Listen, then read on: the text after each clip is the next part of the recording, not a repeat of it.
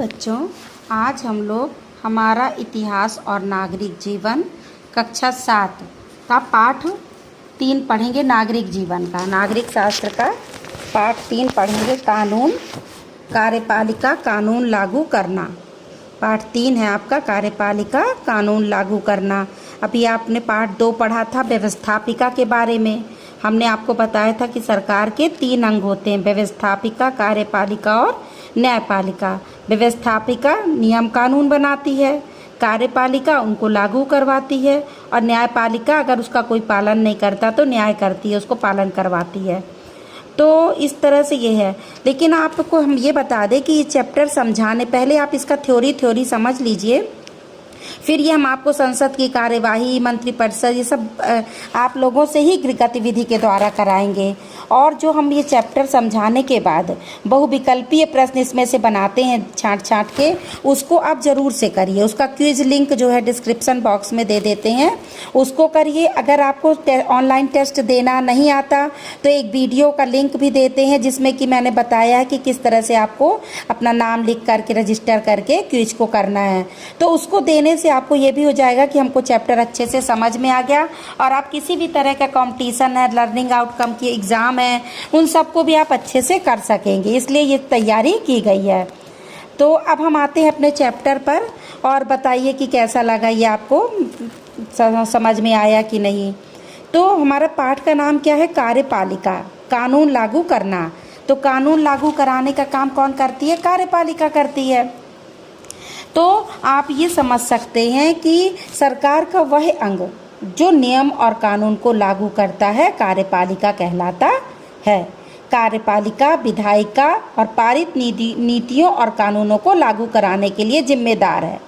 ठीक है, ये कार्यपालिका का कार्य। संविधान में केंद्र और राज्य दोनों स्तरों पर कार्यपालिका की व्यवस्था की गई है। तो अब हम आते हैं, देखिए भारत का राष्ट्रपति, जो संघ की जो कार्यपालिका है केंद्र की, उसका प्रधान कौन है? राष्ट्रपति। वह भारत का प्रथम नागरिक भी कहलाता है। कोई आपसे पूछे कि भारत देश का प्रथम नागरिक कौन है, तो कौन है? राष्ट्रपति। और तीनों भारत की जो तीनों सेनाएं हैं उनका सर्वोच्च सेनापति भी राष्ट्रपति होता है। तीनों सेनाओं का अपना अपना तो सेनापति होता है।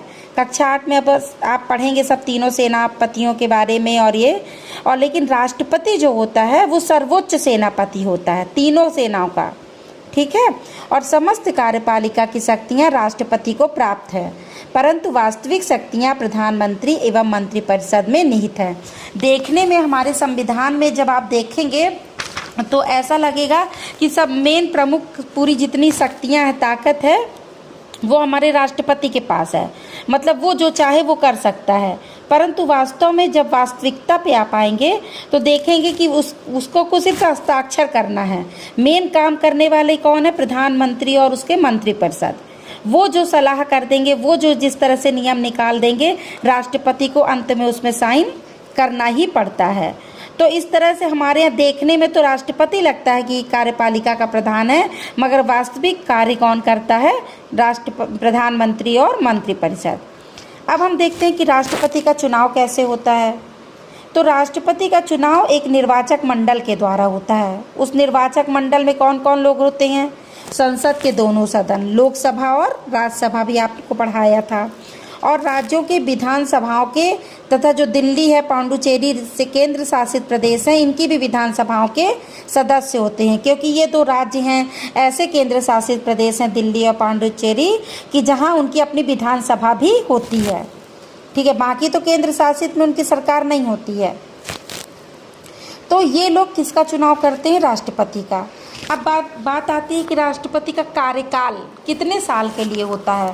तो राष्ट्रपति का जो चुनाव होता है वो 5 वर्ष के लिए होता है ना। लेकिन राष्ट्रपति की मृत्यु होने पर या त्यागपत्र देने पर उपराष्ट्रपति उसके पद को संभालता है।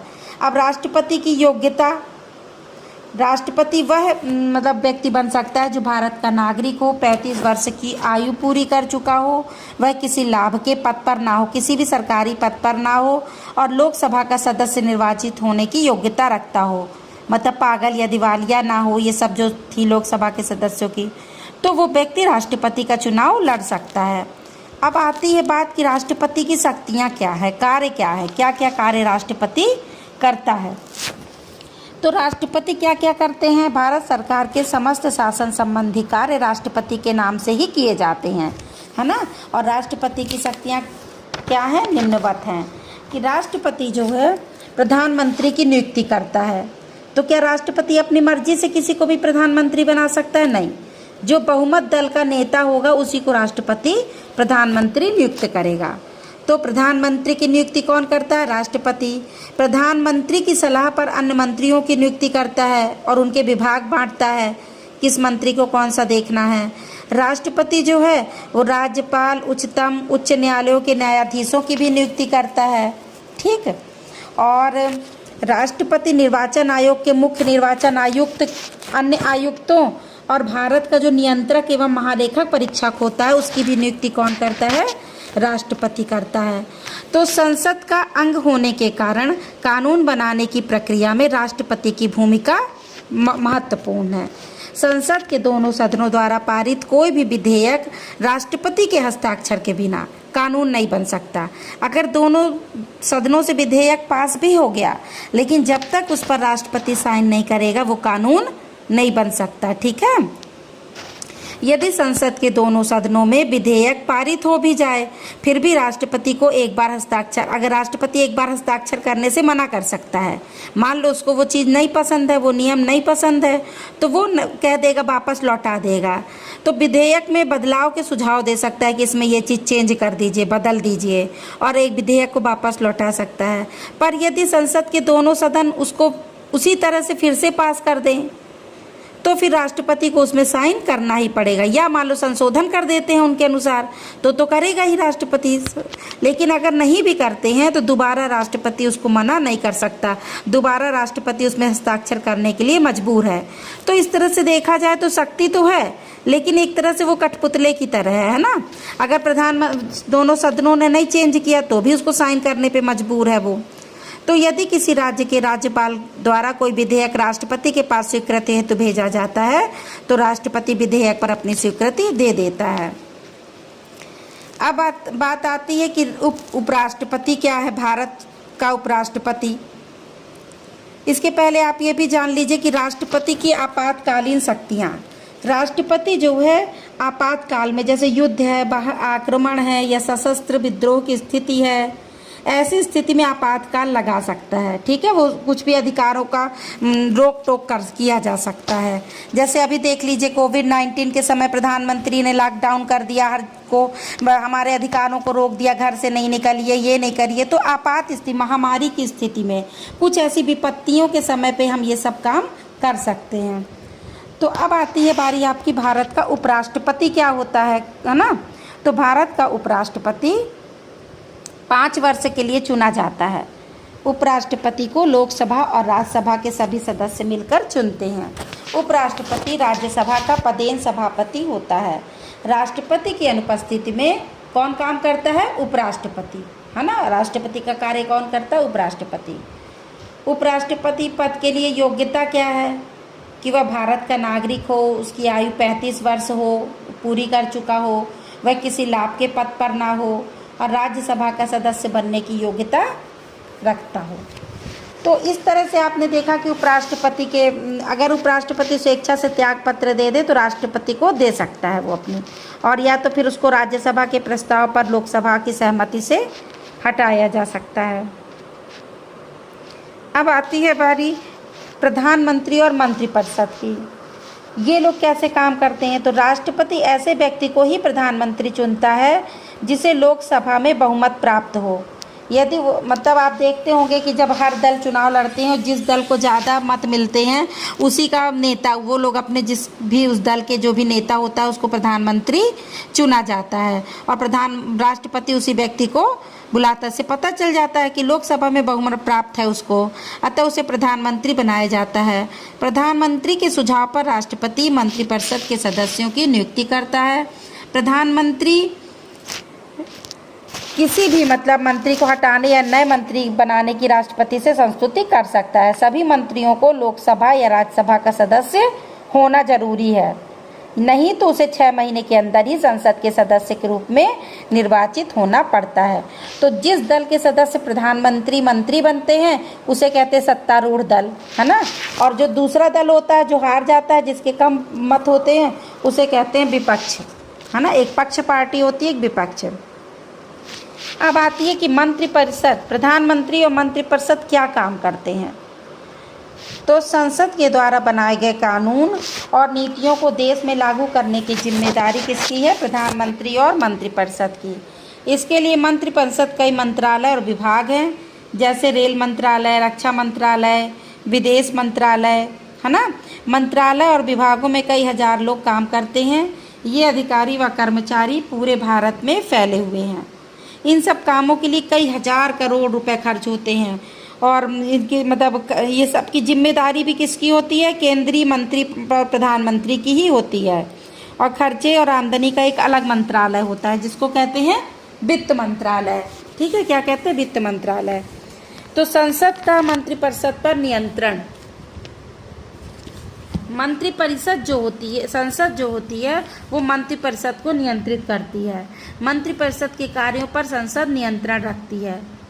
यदि मंत्रिपरिषद और प्रधानमंत्री ठीक से काम नहीं करते तो लोकसभा द्वारा उनको हटाया जा सकता है। कैसे हटाएंगे? लोकसभा में अविश्वास प्रस्ताव को पेश किया जाता है। यदि यह प्रस्ताव बहुमत से पारित हो गया तो प्रधानमंत्री सहित मंत्रिपरिषद को इस्तीफा देना पड़ता है। इसीलिए उसको अपना बहुमत बनाए रखना पड़ता है, ताकि कोई भी अविश्वास प्रस्ताव कब आएगा? जब उसका बहुमत उसके पक्ष के लोग नहीं होंगे। तो संसद चाहे तो अगर उसको लगे कि गड़बड़ काम कर रहा है, लोग इसके पक्ष में नहीं है, तो वह अविश्वास प्रस्ताव पेश करके प्रधानमंत्री को हटा सकती है। इसके अलावा जो लोकसभा या राज्यसभा में अन्य प्रकार से भी नियंत्रण रखती है, जैसे मंत्रियों से सवाल पूछ सकते हैं कि आपने ये क्या किया, कैसे किया, है ना। कुछ भी जानकारी मांग सकते हैं। मंत्रिपरिषद किसी सवाल का जवाब देने या जानकारी देने से इनकार नहीं कर सकती उसको, और गलत जवाब भी नहीं देगी, सही देना पड़ेगा उसको। फिर वो किसी विषय पर मंत्रिपरिषद का ध्यान भी आकर्षित कर सकते हैं कि आपको इस क्षेत्र पे आपको काम करना चाहिए, या ये जनता की ये मतलब ख्वाहिश है, ये अधिकार चाहती है जनता, तो को भी पक्ष रख सकते हैं। वे बजट पर टिप्पणी कर सकते हैं, खर्चे पर संशोधन भी करा सकते हैं। तो इस तरह को संसद को अधिकार होता है कि वो प्रधानमंत्री के कार्यों की देखरेख करे और गलत करने पर उसका विरोध करे। इसीलिए एक पक्ष और एक विपक्ष होना बहुत ज़रूरी है। तो इस तरह से आपका ये चैप्टर आपने देखा कि कार्यपालिका किस तरह से कानून पालन कराती है।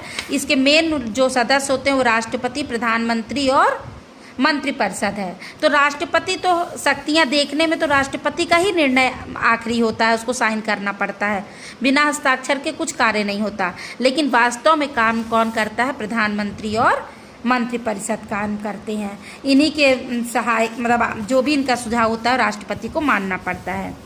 तो आप देखें कि हमारे उत्तर प्रदेश में भी यही सब है कि हमारे उत्तर प्रदेश की जो कार्यपालिका राज्यपाल, मुख्यमंत्री और मंत्रिपरिषद से बनती है। जिस तरह देश की कार्यपालिका किससे बन रही है? राष्ट्रपति, प्रधानमंत्री और मंत्रिपरिषद से। तो उत्तर प्रदेश की जो कार्यपालिका है उसमें राज्यपाल होता है, मुख्यमंत्री और मंत्रिपरिषद होता है, और राज्यपाल की नियुक्ति राष्ट्रपति करता है। ठीक है। और इस तरह से आप देखेंगे कि राज्यपाल को उसके कार्यों में सहायता एवं सलाह देने के लिए एक मंत्रिपरिषद होती है यहाँ भी, और जिसका प्रधान कौन होता है? मुख्यमंत्री। तो मुख्यमंत्री और मंत्रिपरिषद मेन सलाह जो भी देते हैं वो राज्यपाल को उसी तरह मानना पड़ता है जिस तरह की राष्ट्रपति को। और अविश्वास का प्रस्ताव पारित हो जाने पर वे भी 5 वर्ष से हट जाते हैं पहले। वैसे तो 5 वर्ष के कार्यकाल है मुख्यमंत्री और मंत्रिपरिषद का, है ना। लेकिन अगर उस समय पे काम नहीं करते हैं, कुछ खराबी है, तो उनको अविश्वास प्रस्ताव पास करके हटाया जा सकता है। तो इस तरह से यह चैप्टर आपका समाप्त होता है। अगर आपको कहीं दिक्कत है तो पूछिए, और क्विज करना मत भूलिएगा। बहुविकल्पीय प्रश्नों का क्विज जरूर से दीजिएगा। धन्यवाद।